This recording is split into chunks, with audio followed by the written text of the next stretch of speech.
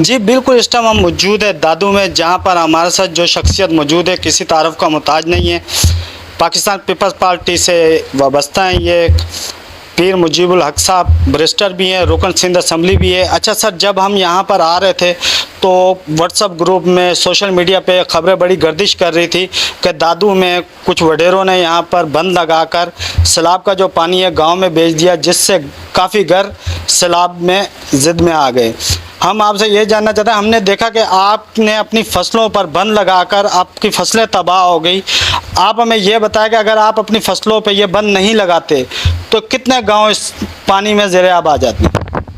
बिस्मिल्लाहिर्रहमानिर्रहीम। देखें जी, ये बिल्कुल गलत तासुर दिया जा रहा है और ऐसी कोई बात नहीं है कि कोई अपने बंद लगा के ज़मीनें बचा के।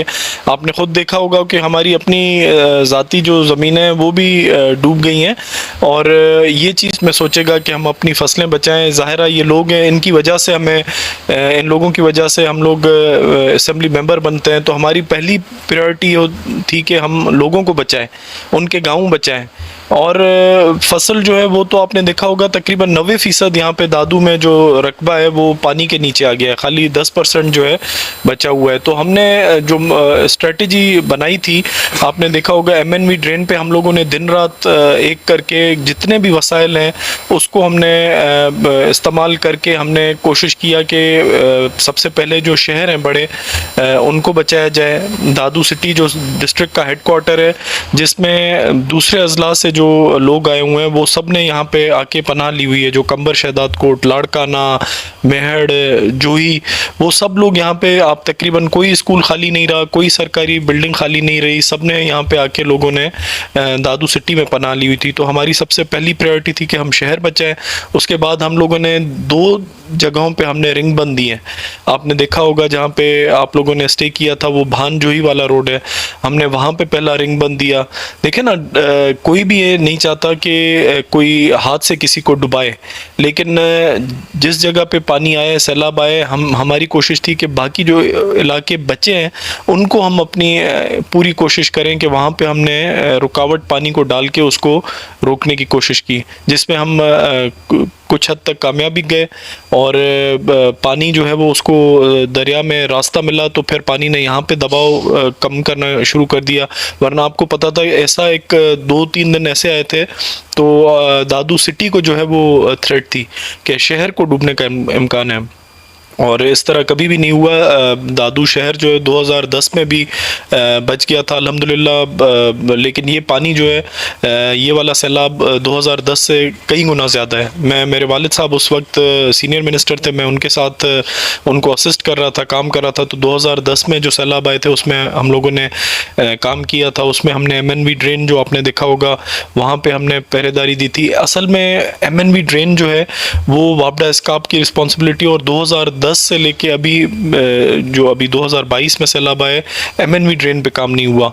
हमें इन फ्यूचर जो है MNV ड्रेन को जो है वो सिक्योर करना पड़ेगा, क्योंकि ये 3 डिस्ट्रिक्ट्स को जो है वो ये प्रोटेक्ट करता है। जो MNV ड्रेन है वो दादू के लिए भी लास्ट लाइन ऑफ डिफेंस है, और लाड़काना, कंबर शहदाद कोट, ये सारा जो है बेल्ट, ये MNV ड्रेन जहाँ से गुजर रही है ये उसको हमारे 3 अजला को बचाता है।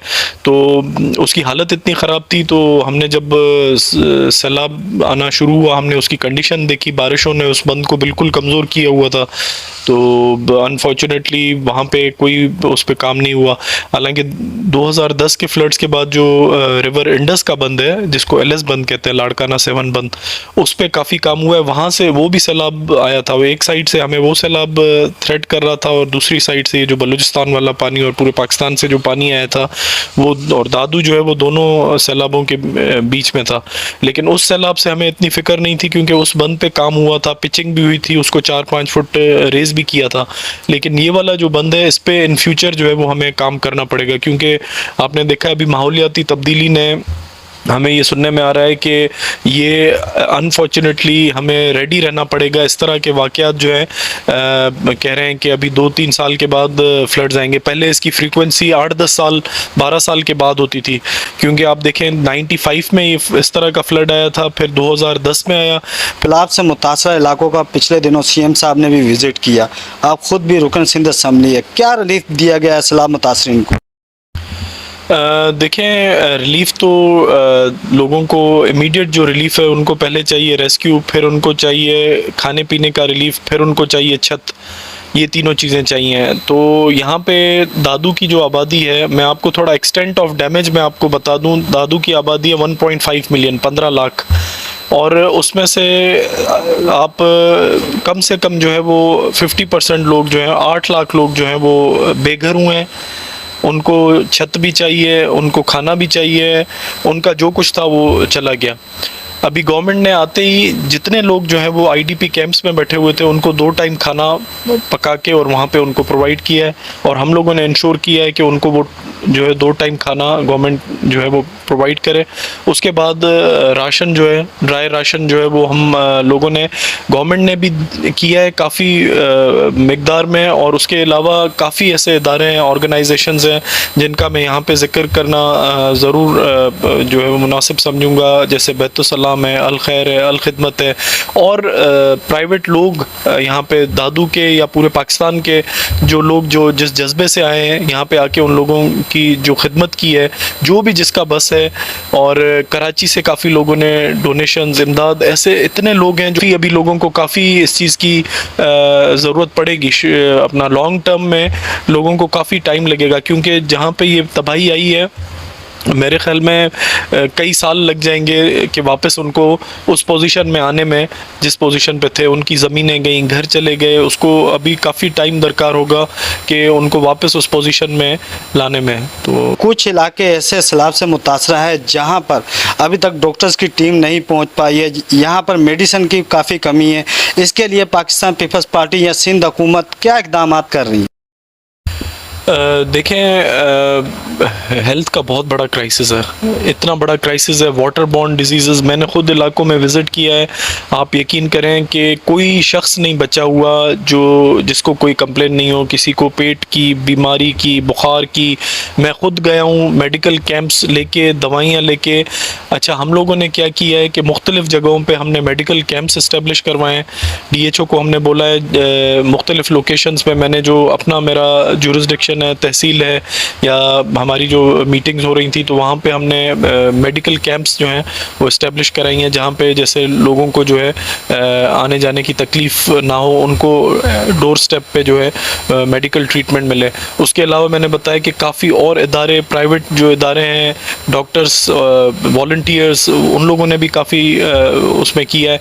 लेकिन इतना ज़्यादा पानी की वजह से मच्छर इतना ज़्यादा हुआ है, हर बंदा जो है वो कंप्लेन कर तरह यहाँ पर अमदादी टीमें काम कर रही है। पाक अफवाज हो गई, पाक नेवी हो गई, रेस्क्यू 11-22 भी आई हुई है पंजाब की साइड से। मगर यहाँ पर एक जो बहुत ज़्यादा नाम सुनने पे है, असिस्टेंट कमिश्नर दादू, जो सैलाब ज़्यादा इलाकों में डोर टू डोर गए, लोग उन्हें दुआएं दे रहे हैं। इस टाइम वो दादू के एक हीरो बन चुके हैं।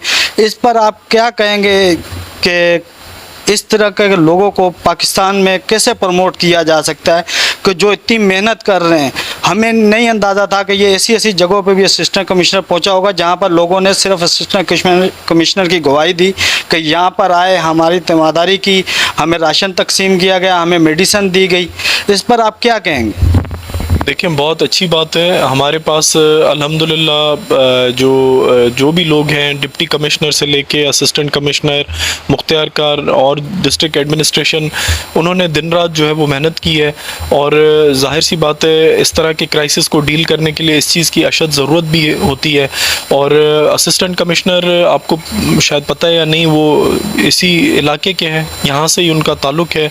तो मेरे ख्याल में एक तो उनकी ड्यूटी भी है, और उनका being son of the soil, उनका ये ज़्यादा फ़र्ज़ भी बनता है कि अल्लाह ताला ने उनको इस पोजीशन पे ले आए, इंक्लूडिंग माई सेल्फ।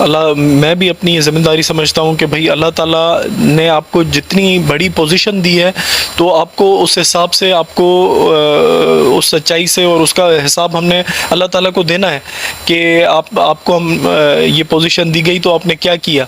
तो मेरे ख्याल में सब ने जो है मिल के दिन रात मेहनत की है, अपना असिस्टेंट कमिश्नर हो, इख्तियार कर रहा हूँ, क्योंकि इस क्राइसिस में जो है आप यकीन करें कुछ रातें ऐसी हमारी गुजरी हैं जो हमें नींद नहीं आ सकी। जब थ्रेट था यहाँ पे तो 1 या 2 घंटे हम मुश्किल से जो है वो, क्योंकि उस वक्त इतना बहुत ज़्यादा टेंशन था।